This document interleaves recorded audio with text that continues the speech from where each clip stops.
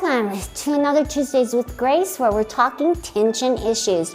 Today we're going to talk about loose and stacked stitch problems. So I had to do that with my hands, sorry, because stacked stitches is a little hard to say. So I need some motivation.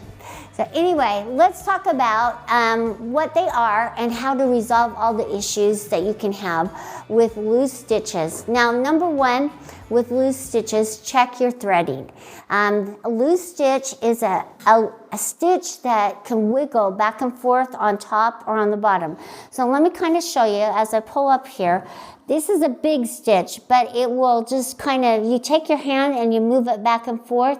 And if you can see that it's laying off to one side or the other, then it's a loose stitch. And sometimes they're a little hard to see.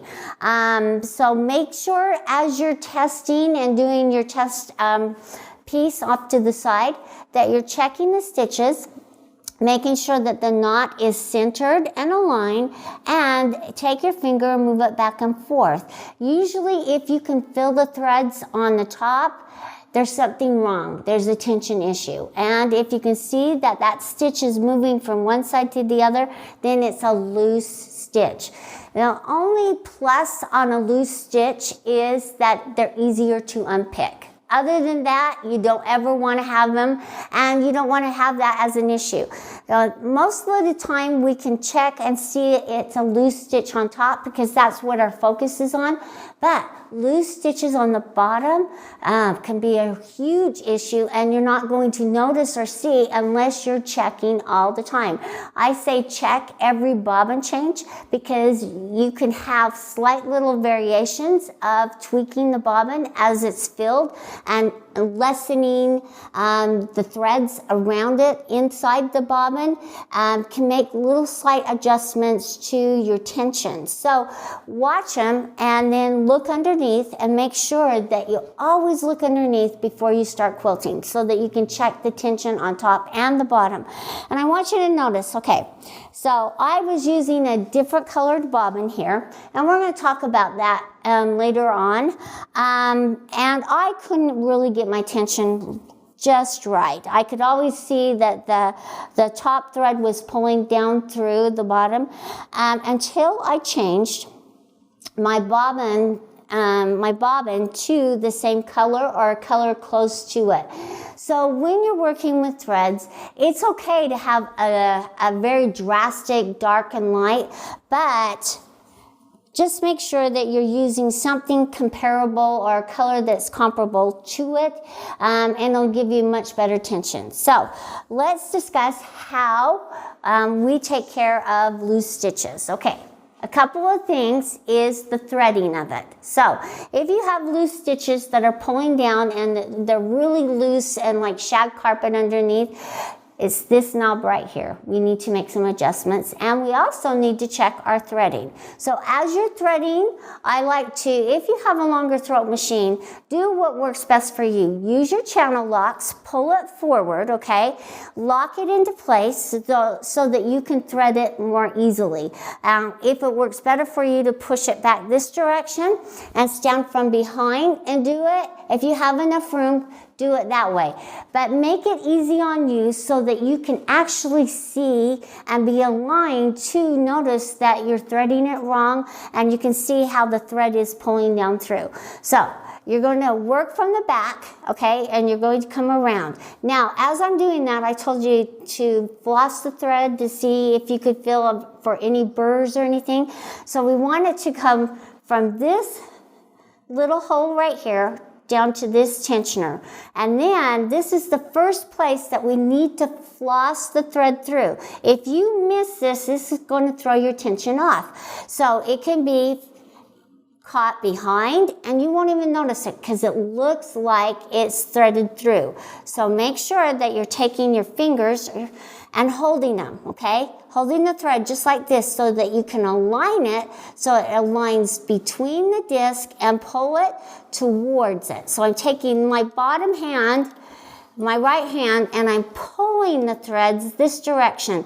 So I'm flossing it towards this little point right here. Now I'm going to thread it through this hole now this is the next one, okay? And this is where even a seasoned quilter, if you're working really, really fast and you're going through a lot of thread changes, and you just want to get the quilt done, lots of times we miss this little step because we're in such a hurry. And sometimes we won't even notice. So as you're coming down through, okay, I want you to notice that I'm doing the same thing with my hands, okay? I'm pulling the threads and I'm pulling it so it's aligned. So right there on between the disc. Lots of times we'll forget to pull it towards us so that this one is coming up underneath. And then as you pull it up underneath, you're going to feel it change. You're going to feel the tension on it change because now it's flossed between the disc. You're going to pull it up over this point on the little spring right here and then down. Okay, those are the two really important places for you to feel. Now, this is the next step I want you to try and do. Before we head down to the needle and everything, bring it up to this point right here and thread it through, and then I want you to just pull on it and tug. Now, if you feel tension, then it's threaded between the disc, okay? If you don't, if it's really, really loose, like this, and I just can pull and pull and pull and pull and pull, just like this, man, you've missed something and you need to go back and check. So this is the point that really you need to do your little check and make sure that it's pulled through, and then you can tell the difference.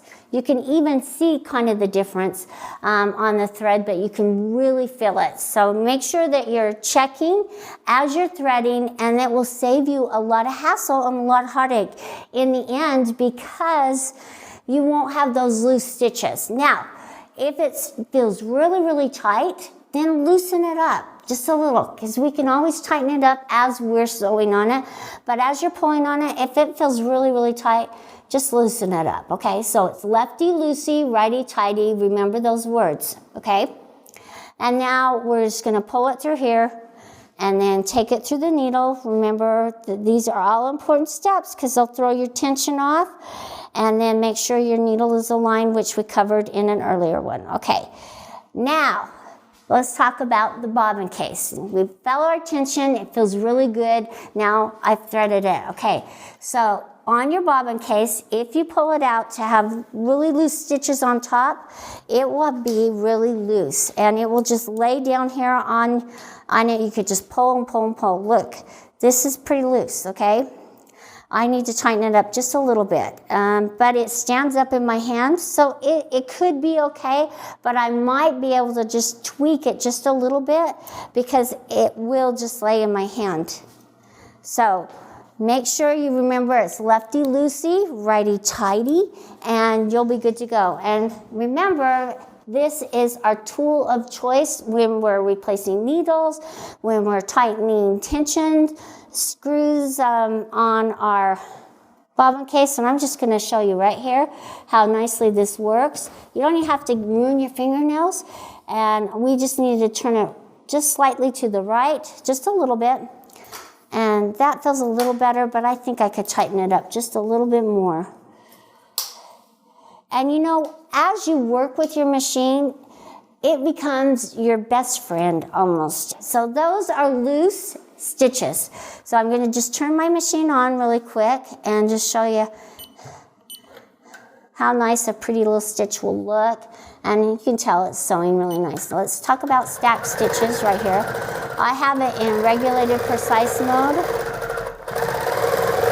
And my knots look pretty darn good and nice and even. Okay, so let's talk about stacked stitches.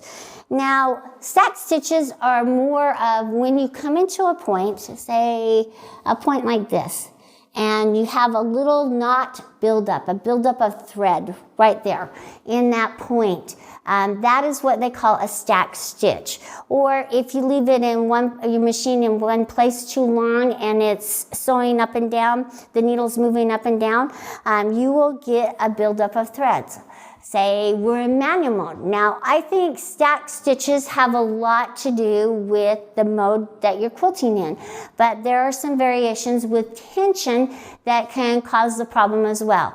The knot can be formed improperly at the points when you're coming into a shop corner, creating it bulky and the bulky stitches.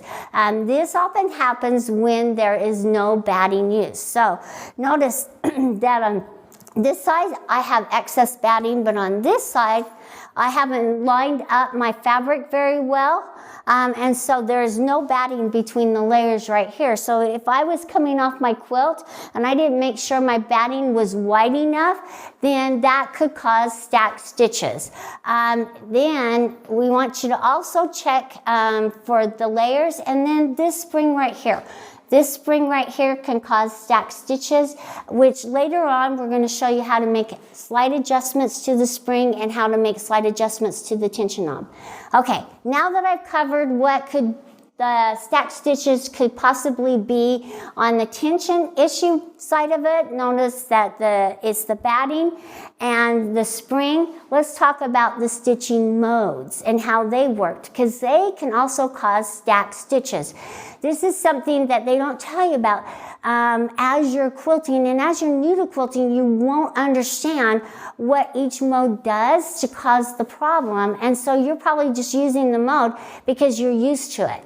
Now, regulated precise mode, I love, because when you stop moving, the needle stops. So let me put it in regulated precise, but notice, when I stop, the needle stops. So when I come into a point, let me come over here.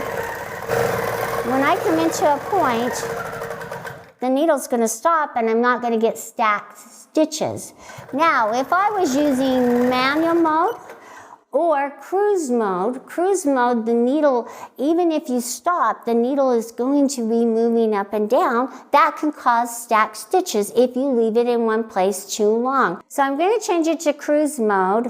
And I'm going to just show you that if I stopped, when I came into the point, how it's just going to keep sewing and I will get stacked stitches on top of each other, okay?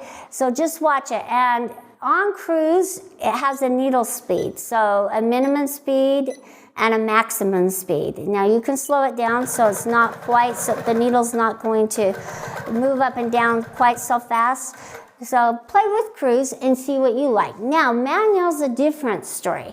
When we change it to manual mode, you are in charge of your movements and how fast, so you are the regulator. It's no longer in regulated mode where cruise and regulated precise mode, they are regulated modes. So as I'm in manual mode, notice that the faster I move it, the larger my stitches will become. However, if I left it in one place too long or moved it really slow, I'm going to get stacked stitches, little teeny tiny stitches. So know your modes, how they work, make your adjustments. I love manual mode. It has its time and place. It's a smooth mode to try, and why wouldn't you want to try it out? I encourage you to try the different modes. And I will continue to show you more about tension issues in the videos to come. We'll see ya. Bye-bye.